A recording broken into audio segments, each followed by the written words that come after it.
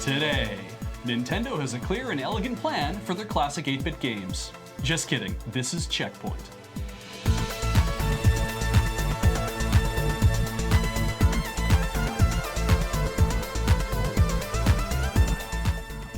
Welcome to CheckPoint.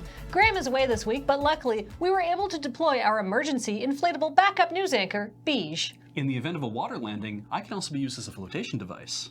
Great. Honestly, I was planning on using Graham for that anyway, so.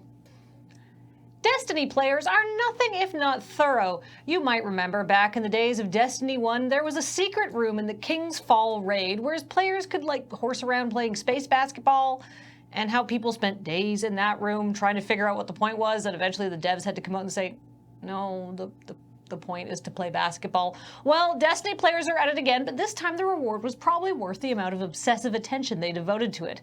Last week, people noticed a strange symbol in the new Warmind expansion content. Turns out it was actually a map to different clues scattered around the game, and the TLDR is that it was an incredibly elaborate cipher that gave players some fun lore and a set of real-life coordinates that led to New York's Sleeping Beauty Mountain, where Redditor I Love Science found a very cool replica of the Valkyrie Sphere and a pile of gold coins for future visitors to share. If you want to go see the geocache for yourself, check eBay because it was found on Saturday, and let's be honest, we can't have nice things. Dust off your Super Nintendo and go buy an HDMI scaler, because Devolver Digital is releasing a new Super Nintendo game. Fork Parker's Crunch-Out, starring the beloved and still not sure of fictional Devolver Digital CFO Fork Parker, makes you the boss of a game development studio that's just entered crunch, and gives you all the tools you need to manage it, like coffee, flying shoes, and electroshock therapy. Gameplay details have been slim, other than mentioning classic arcade action, and buying power-ups, and mini-games, which I admit were starting to lose me. But then the ad copy also mentioned furious task management, and now I don't know what to think. But there's a happy twist. 100% of the profits are going to mental health organization Take This, which dovetails nicely with the game's stated aim of raising awareness of the all-too-real issue of game dev crunch through a playful look at the pressures of game development. To everyone who can't see a reason to even be mildly happy about any of this, it's a new Super Nintendo game in the year of our dog, 2018. And it's satirical about its own industry. And it's benefiting a charity. Maybe this isn't the darkest timeline after all. Fusion University, one of the top teams in the Overwatch League contenders tier, got into some hot water last week after the league decided that their new jerseys were inappropriate. You see, Fusion University, an offshoot of the Philadelphia Fusion, got some cool new threads made up for their grand finals qualification match, but because the team's initials are FU. Well, you see where this is going.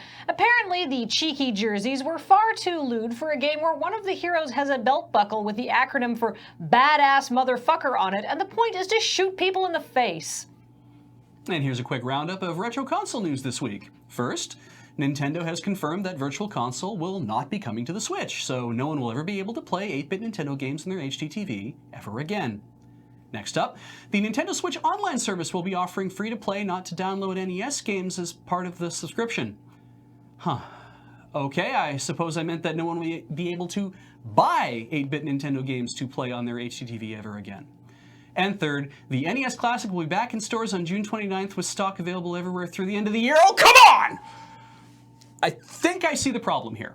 And it's actually two. The first problem is that Nintendo doesn't have a mailing list to coordinate these three projects, so we have to read about it in a bunch of different articles, and it's confusing as hell.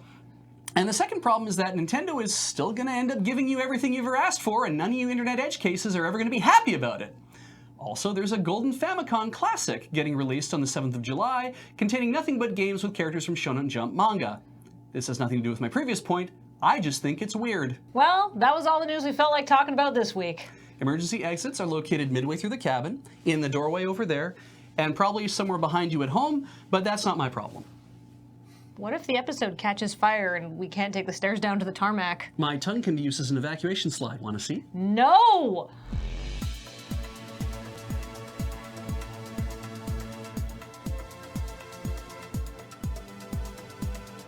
Coming up, Paul W.S. Anderson, the dude behind most of the crappy yet strangely profitable Resident Evil films, has been hired by Capcom to bring Monster Hunter to the big screen.